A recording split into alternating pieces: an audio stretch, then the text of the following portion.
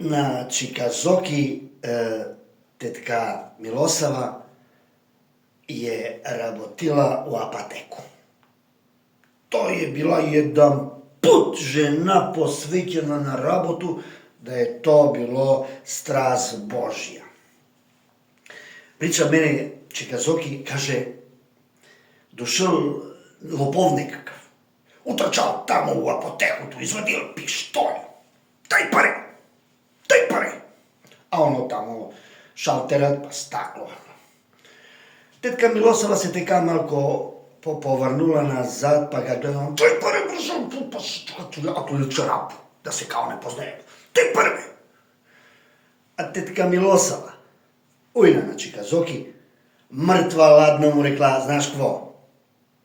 Код мене се ништа не дава без рецепис. Без рецепис ништа. А каже,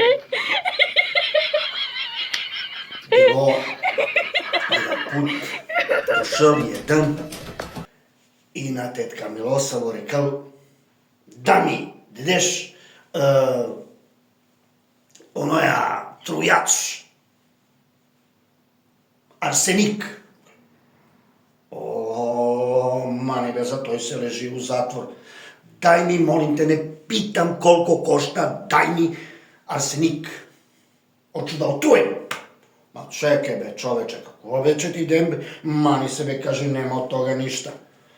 Че лежим у затвор и ја и ти, какво че работиш?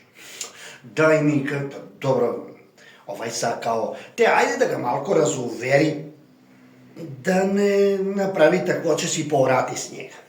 Па добро, и каже, ајде, па не е то sve толко страшно, ајде ти па одма, че ги труеш. Кога да труеш, не ми кажи. Жену ми. Жену ти?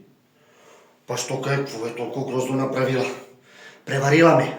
Јас сам сватил да она мене преварила. Преварила ме. Укаљала ми образ. Јас сам човек еднус угледан.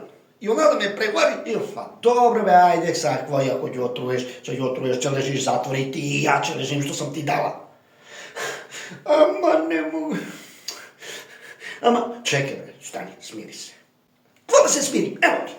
Бркне, каже тетка Милосава он джеп и покаже ми слику. Ево те, погледај, сликани су твојцата. Тетка Милосава кроз тоја узела сликуту,